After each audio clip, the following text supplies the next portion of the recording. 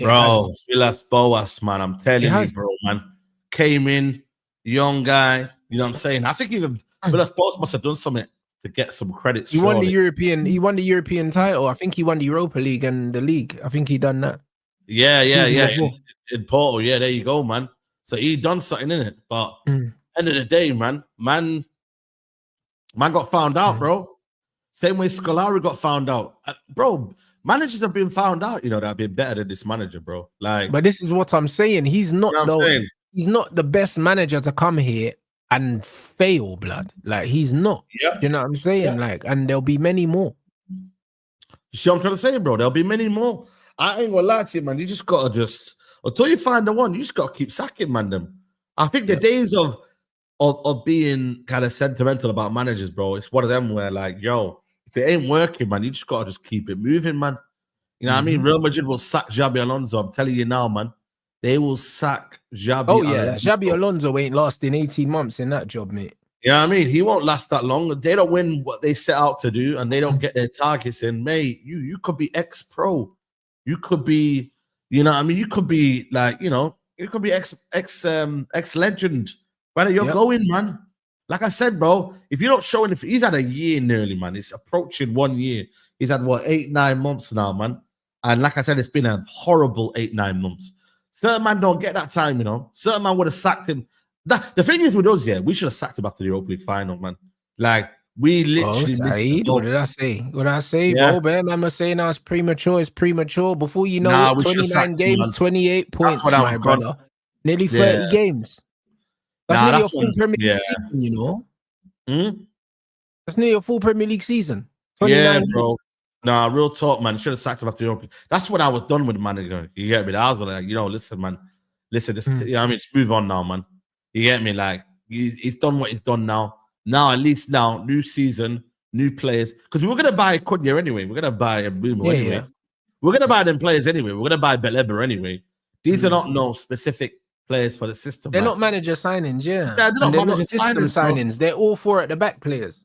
Yeah, bro. So end of the day, like, it's like we're gonna sign them players anyway. But I feel like they Ineos felt like they needed to give him a little bit more time in it, which is like fair, but just don't make it too long. You feel me? Because end of the day, we got some things to achieve, man. You know what I mean? This season it's gonna be a good season, man. If we can actually get this squad right and build a little foundation here and build a team and a formation that suits everyone, I think this team could do something this year. But if the more you delay it, the more, you know what I'm saying, it just shit go F up, bro. You feel me? Like, just pull the plug in now, move on, and then, you know what I mean? International break would have been perfect. International break, see you later.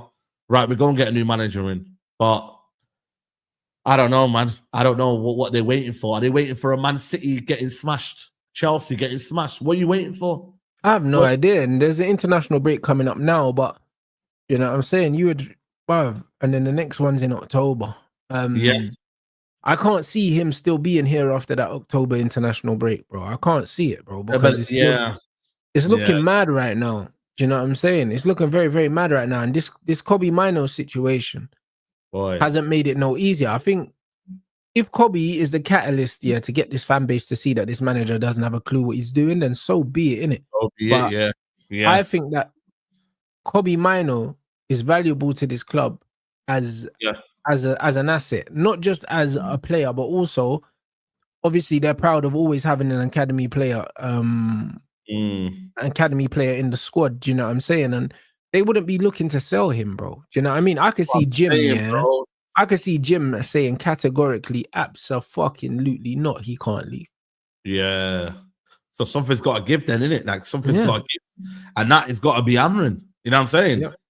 Because at the end of the day, if he's hearing so we've allowed Rashford to go, we've allowed Garnacho to go. Really and true, let's be honest, man.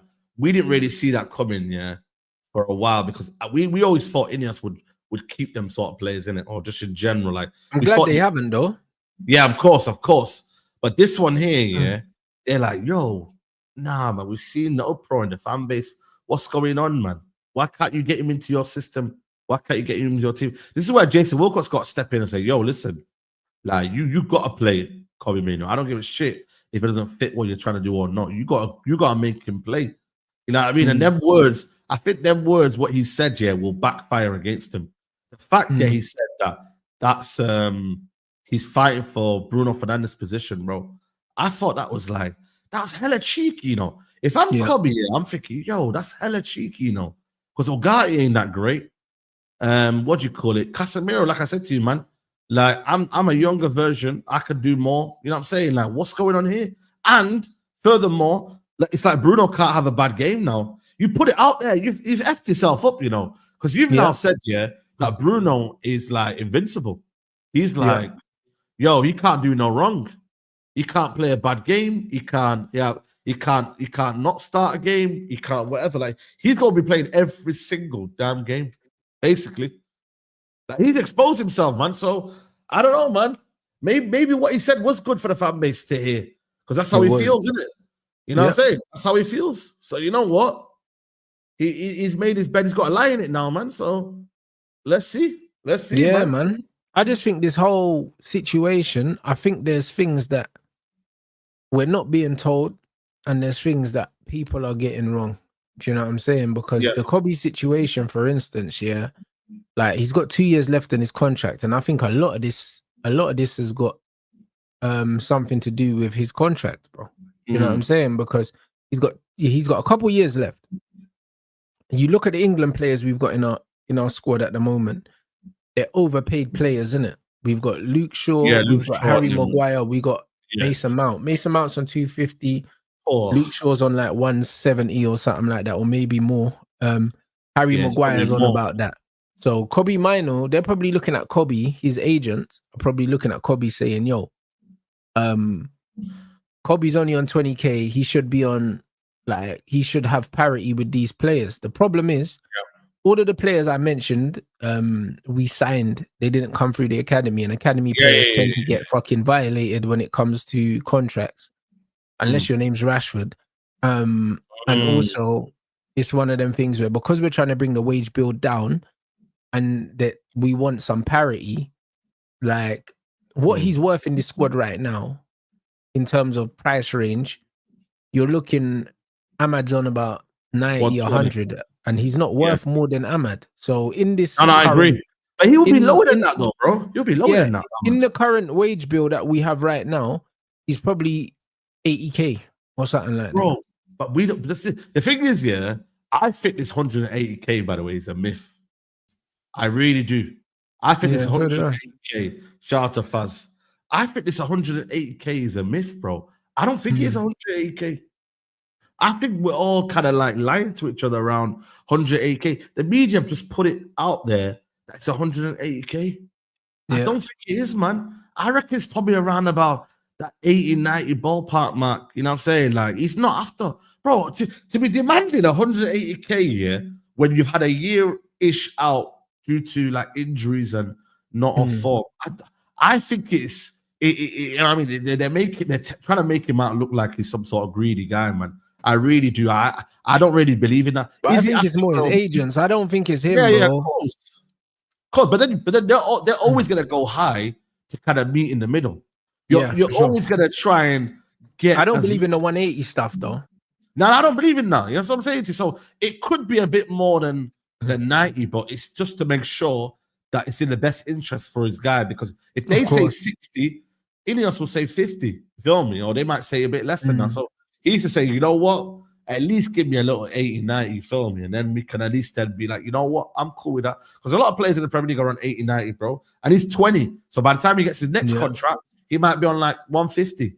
You know what I mean? So, like, but that only will come as he gets more game time and his value in the team increases, bro. Yeah, because at the moment, his actual value in the team is not that high, bruv. Because there's loads of players that can play in his position. And also, if everyone's available right now, like, he's not a starter, like he's a rotational option, which is completely fine.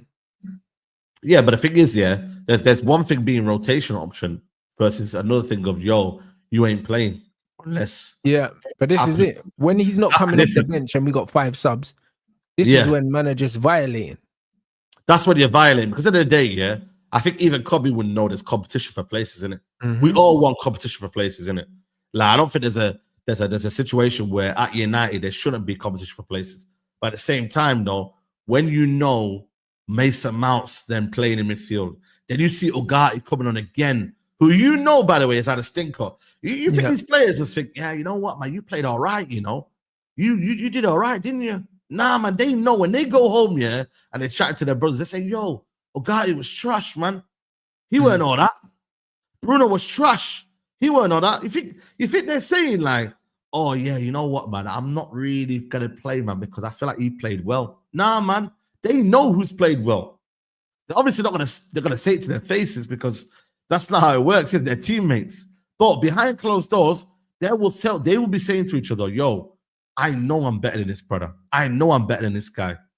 If he wants control, I can do that. Them man are giving the ball away. Them man are doing this.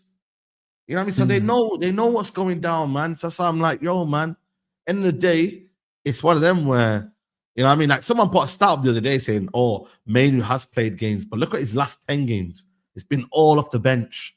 There's been hardly any starts. Do you know that, man? There's been hardly any starts. So I don't know, man. It's one of them where like, now I'm like, yo, F I'm bring Manu in and let's see where we go from here.